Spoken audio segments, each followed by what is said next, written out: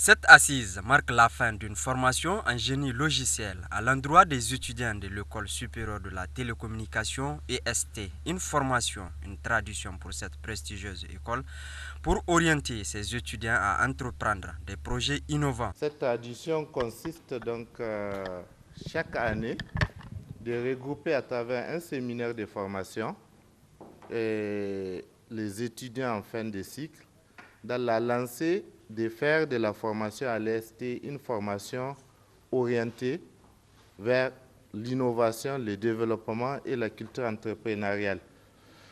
Je le dis et le répète, notre vocation n'est pas de former des diplômés en quête d'emploi, mais plutôt des diplômés porteurs de projets. Une occasion pour ces étudiants d'allier théorie et pratique et d'exprimer valablement les connaissances acquises, mais aussi la qualité de la formation à travers des démonstrations des différents logiciels en génie. Une très grande satisfaction.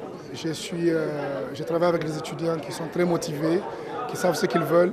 Et en juste 2 semaines, ils ont pu développer des prototypes très importants et qui leur permet vraiment de se lancer dans l'entrepreneuriat s'ils sont vraiment engagés. Vous avez vu les réalisations qui ont été faites, ça prouve qu'ils ont bien compris ce qu'ils ont appris. En 2 semaines, ils ont pu fabriquer ces choses-là. Je pense que c'est vraiment un exploit. Ces étudiants peuvent continuer leur projet de maîtrise, de master ou de licence avec moi pour pouvoir continuer leurs travaux de recherche et à la fin fabriquer des prototypes qui peuvent vraiment commercialiser pour eux. Une vision dynamique et tangible qui permet à ces étudiants de mettre leur génie créateur, notamment dans les domaines des systèmes électroniques, au service du pays. On a suivi une formation très instructive qui nous a appris de savoir que ce qu'on voit à l'étranger, c'est bien possible de le faire ici aussi dans notre cher pays. Je suis aujourd'hui vraiment très fière de moi, très fière de notre groupe parce que c'était un projet vraiment qui a fait face à beaucoup de difficultés et aujourd'hui on est arrivé au terme et vous avez vu le résultat, donc on est vraiment fiers de nous. On aimerait aider les gens qui sont dans la construction surtout pour faire montrer les briques de ciment. Vous savez, c'est pas sans risque de mettre les ressources humaines à la portée, des charges vraiment, de poids vraiment très lourds. Si je ne suis pas venu ici à l'EST et que je vois certaines faire ça, j'allais me dire que comment ils arrivent à faire ça. J'allais me poser des tonnes de questions, comment ils arrivent à faire ça alors que ce n'est pas du tout compliqué. Il suffit de s'y mettre et c'est une question de volonté en fait.